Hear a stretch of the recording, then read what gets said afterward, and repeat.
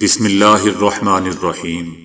السلام علیکم دوستو، دنیا بھر کی خبروں میں آج آپ سنیں گے، لیکن اس سے پہلے اگر ہو سکے تو لائک اور سبسکرائب کا بٹن ضرور دبا لیں۔ شکریہ۔ امریکی صدر ٹرمپ نے بھارت کو دوستو ایک اور زوردار جھٹکا دے دیا ہے۔ صدر ٹرمپ نے امریکی ٹیکنالوجی کمپنیوں جیسا کہ گوگل اور مائیکروسافٹ کو سخت تنبیہ کی ہے کہ وہ بیرون ملک خاص طور پر بھارتیوں کو ملازمتیں دینا بند کریں اور امریکی شہریوں کو روزگار مہیا کریں۔ صدر ٹرمپ کا کہنا تھا کہ بڑی بڑی ٹیک کمپنیاں امریکی آزادی کا فائدہ اٹھا کر بھارت میں ورکرز بھرتی کرتی ہیں، چائنا میں فیکٹریاں لگاتی ہیں اور منافع آئر لینڈ میں چھپا لیتی ہیں۔ صدر ٹرمپ کا کہنا تھا کہ یہ کھیل اب ختم ہو جانا چاہیے۔ صدر ٹرمپ کے تحت ایسی پالیسیوں کی اب کوئی گنجائش نہیں ہوگی۔ صدر ٹرمپ نے واضح کر دیا کہ امریکہ میں تیار کردہ ٹیکنالوجی کو امریکہ کے لیے ہونا چاہیے، نہ کہ بھارتی آئی ٹی مافیا کے مفاد کے لیے۔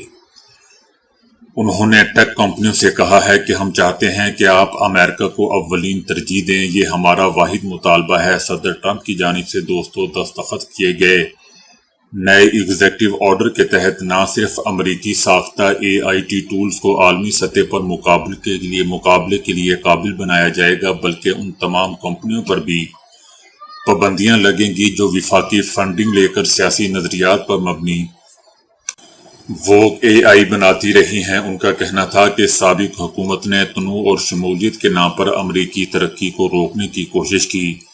صدر ٹرمپ کا یہ بھی کہنا تھا کہ یہ کوئی مصنوعی ذہانت نہیں، یہ ایک ذہانت کا کمال ہے۔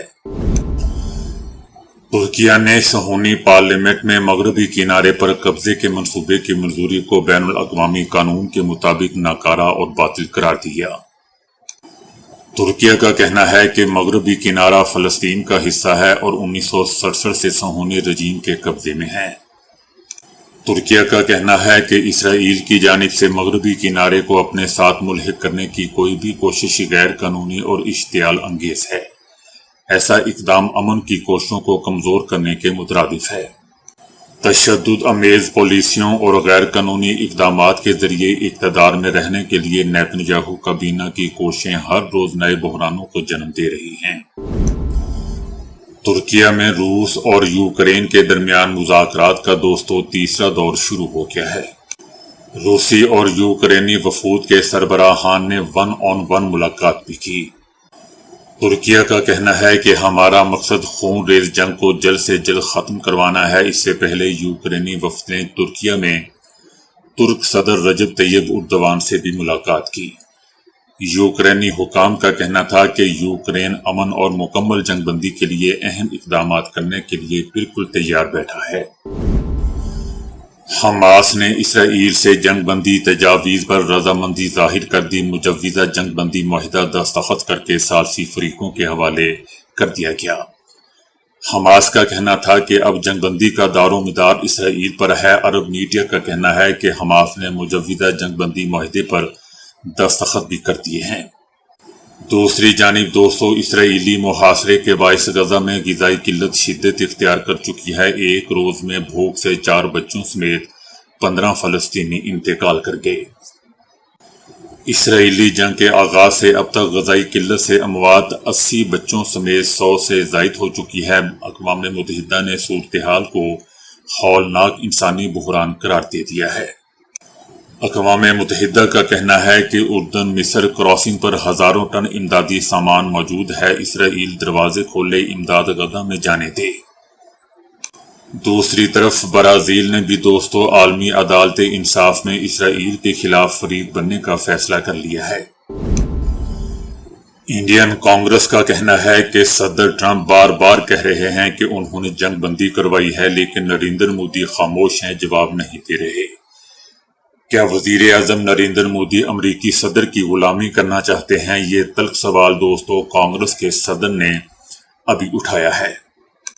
ان کا کہنا تھا کہ ہندوستان کی بے عزتی کی جا رہی ہے، وزیر اعظم کو اس کا ڈٹ کر جواب دینا چاہیے، لیکن ہمارا وزیر اعظم خاموش بیٹھ کر چھپا بیٹھا ہے۔ دوسری طرف راہل گاندھی نے بھی امریکی صدر ٹرمپ کے بار بار جنگ بندی کے دعووں اور طیاروں کے نقصان پر وزیر اعظم نریندر مودی کی خاموشی کو نشانہ بنایا۔ ان کا کہنا تھا کہ کوئی حقیقت سے منہ نہیں موڑ سکتا اور پوری دنیا جانتی ہے کہ صدر ٹرمپ نے بھارت اور پاکستان کے درمیان جنگ بندی کا اعلان کیا تھا۔ ان کا کہنا تھا کہ یہ صرف جنگ بندی کی بات نہیں ہے، دفاعی پیداوار اور آپریشن سندور سے متعلق کئی بڑے ایشوز ہیں جن پر ہم بات کرنا چاہیں گے۔ حالات معمول کے مطابق نہیں ہے، پورا ملک جانتا ہے۔ ان کا کہنا تھا کہ مودی نے ہماری خارجہ پالیسی کو تباہ کر دیا ہے۔ آپ انگلیوں پر بھی نہیں گن سکتے کہ کتنے ممالک نے ہمارا ساتھ دیا، کس نے ہماری حمایت کی۔ ہماری کسی نے کوئی حمایت نہیں کی۔ دوستو، صدر ٹرمپ نے یہ بھی کہا تھا کہ ان کے کہنے پر بھارت اور پاکستان ایک ایسی جنگ روکنے پر متفق ہو گئے جو ممکنہ طور پر ایٹمی جنگ میں تبدیل ہو سکتی تھی۔ روس کے ایک دور دراز علاقے میں ایک پرانا AN-24 مسافر طیارہ دوستو خراب موسم کے باعث گر کر تباہ ہو گیا۔ اس سانحے میں تمام 49 افراد کی ہلاک ہونے کا خدشہ ہے، جن میں 5 بچے بھی شامل تھے۔ ہیلی کاپٹرز کی مدد سے امدادی کارروائیاں جاری ہیں، تاہم گھنے جنگلات اور خراب موسم ریسکیو آپریشن میں بڑی رکاوٹ ہے۔ حکومت کا کہنا ہے کہ تاحال کسی زندہ شخص کے آثار نہیں ملے اور یہ سانحہ روس کی حالیہ ہوا بازی کی تاریخ کا ایک اور المناک باب بن چکا ہے۔ ایئر انڈیا کے احمد آباد حادثے کے بعد دوستو بھارت کی جانب سے مرنے والے مسافروں کی شناخت میں سنگین غلطیاں سامنے آ رہی ہیں، جس کے نتیجے میں برطانیہ میں متاثرہ خاندانوں کو ان کے پیاروں کی جگہ اجنبی افراد کی باقیات بھجوا دی گئیں۔ حادثے میں مرنے والوں کی باڈیز کی شناخت درست طریقے سے نہیں کی گئی اور جب تابوت برطانیہ پہنچے تو کئی خاندانوں نے دعویٰ کیا کہ ان میں موجود باڈیز ان کے عزیزوں کی نہیں تھیں۔ ایک متاثرہ شخص کا کہنا تھا کہ اسے والدہ کی باڈی کی بجائے کسی اور شخص کی باقیات دی گئی، حالانکہ حادثے میں اس کے والد اور والدہ دونوں ہی مارے گئے تھے۔ بھارت میں خواتین کے خلاف دوستو جرائم میں ہوشربا اضافہ ہو چکا ہے۔ ہندو انتہا پسند جماعت BJP کی کٹ پتلی حکومت کے دور میں ہراسانی کلچر بھارت کی نئی پہچان بن چکا ہے اور مودی سرکار صرف جھوٹے نعروں تک محدود ہو چکی ہے۔ بیٹی بچاؤ بیٹی پڑھاؤ صرف ایک فریب بن کر رہ گیا ہے، جبکہ زمینی حقائق مودی کے دعووں سے بالکل کوسوں دور ہیں۔ مودی راج میں خواتین کے خلاف جرائم عروج پر ہے۔ بھارت عورتوں کے لیے جہنم بن چکا ہے۔ بھارت کا ہی میڈیا یعنی ہندوستان ٹائمز کا کہنا ہے کہ بھارتی ریاست اڈیشہ کے جگت سنگھ پور میں 18 سالہ لڑکی کو اغوا کر لیا گیا اور اس کے ساتھ کیا کچھ کیا ہوگا دوستو آپ سب جانتے ہیں۔ متاثرہ لڑکی اپنی سہیلی کے ساتھ سالگرہ کی تقریب سے واپس آ رہی تھی۔ بھارت میں دوستو خواتین کے خلاف جرائم کے مسلسل واقعات سامنے آ رہے ہیں۔ ہندوستان ٹائمز کا یہ بھی کہنا ہے کہ اپوزیشن کا کہنا ہے کہ BJP حکومت گزشتہ 1 سال میں قانون انصاف کی بحالی میں مکمل طور پر ناکام ہو چکی ہے۔ بھارتی اپوزیشن کا کہنا ہے کہ مودی کے دور میں بھارت خواتین کے لیے ایک خونی قید خانہ بن چکا ہے۔ بھارت میں بیٹیوں کا خون سستا ہو چکا ہے اور انصاف صرف ایک خواب بن کر رہ گیا ہے۔ صدر ٹرمپ نے کہا ہے کہ امریکہ AI یعنی مصنوعی ذہانت کی دوڑ میں چائنا کو پیچھے چھوڑ دے گا۔ امریکہ نے AI ٹیکنالوجی میں چائنا کو شکست دینے کے لیے اپنی کوششیں دوستوں تیز کر دی ہیں۔ صدر ٹرمپ نے چائنا کے ساتھ معاہدے کے تکمیل کے قریب ہونے کی خبر بھی دی اور کہا کہ چائنا کے ساتھ ہمارا معاہدہ مکمل کرنے کے مراحل میں ہے اور ہم اپنی معیشت کو مزید مستحکم بنانے کی کوشش کر رہے ہیں۔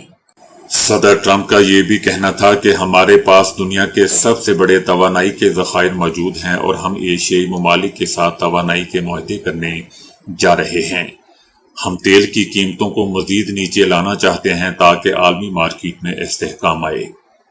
ان کا کہنا تھا کہ گرین انرجی کے نام پر امریکہ کے ساتھ فراڈ کیا گیا ہے۔ جس صدر جو بائیڈن کے دور کے احمقانہ صدارتی حکم نامے کو میں معطل کر رہا ہوں تاکہ امریکہ کی معیشت کو مزید نقصان نہ پہنچ پائے۔ ایران کی بحریہ کے ہیلی کاپٹر اور امریکی جہاز کے درمیان دوستو خلیج عمان میں ایک دوسرے کے مقابل آ گئے، جہاں مختصر وقت کے لیے کشیدگی پیدا ہو گئی جو امریکی جہاز کی جانب سے راستے بدلنے پر ختم ہو گئی۔ ایران اور امریکہ کے درمیان خلیج عمان میں یہ واقعہ کل صبح 10 بجے کے قریب پیش آیا، جب امریکی جنگی جہاز USS نے ایرانی فوج کے زیر نگرانی بحری حدود میں داخل ہونے کی کوشش کی۔ ایرانی میڈیا کا کہنا تھا کہ ایرانی ہیلی کاپٹر نے امریکی جنگی جہاز کو اس وقت تنبیہ کی جب وہ ایرانی حدود کی طرف بڑھ رہا تھا، اور ایران کے 3rd نیول ریجن نابود کے ایئر یونٹ نے ہیلی کاپٹر کے ذریعے فوری رد عمل بھی دیا۔ ایرانی فوجی ہیلی کاپٹرز نے امریکی جنگی جہاز کے اوپر پرواز کی اور راستہ بدلنے کے لیے سخت رد عمل دیا۔ دوسری جانب دوستو امریکی فوج نے اس واقعے پر کوئی رد عمل نہیں دیا اور نہ ہی ایرانی دعووں کی تردید کی ہے۔ ISPR لیفٹیننٹ جنرل احمد شریف چودھری کا کہنا ہے کہ مٹھی بھر تخریب کار بلوچستان سمیت پاکستان کی مجموعی ترقی اور خوشحالی کا راستہ نہیں روک سکتے۔ ان کا کہنا تھا کہ بلوچ عوام پاکستان سے تاریخ، مذہب، ثقافت اور روایت کے رشتوں میں جڑی ہوئی ہے۔ مٹھی بھر تخریب کار بلوچستان اور پاکستان کی مجموعی ترقی کو نہیں روک سکتے۔ سلمان اکرم راجہ نے کہا ہے کہ پارٹی کے لیڈر عمران خان ہی ہیں، شاہ محمود قریشی نہیں ہے۔ یہ غلط بات اور مفروضہ ہے کہ شاہ محمود قریشی پارٹی کو لیڈ کرنے جا رہے ہیں، تاہم شاہ محمود کا عہدہ قائم ہے۔ سلمان اکرم راجہ نے شاہ محمود قریشی کو پارٹی سربراہی دیے جانے کی خبروں کو مسترد کر دیا۔ پاکستان مسلم لیگ نون کا کہنا ہے کہ پوری PTI کچھ نہیں کر سکی تو عمران خان کے بچے کیا کر لیں گے۔ عمران خان کے بچوں کو ویزا چاہیے ہوگا تو 24 گھنٹوں میں فراہم کیا جائے گا، وہ پرامن احتجاج میں حصہ لیں تو اس میں کوئی حرج نہیں ہے۔ مسلم لیگ نون کا کہنا ہے کہ عمران خان کے بچے پاکستان آ کر کیا کریں گے اگر پوری PTI کچھ نہیں پاکستان کا بگاڑ سکی۔ انہوں نے 9 بئی بھی کر کے دیکھ لیا تو یہ بچے کیا کر لیں گے۔ جبکہ پاکستان تحریک انصاف کا کہنا ہے کہ جن لوگوں نے عمران خان کو ووٹ دیا وہی تحریک چلائیں گے، عمران خان کوئی سمجھوتا اور ڈیل نہیں کریں گے۔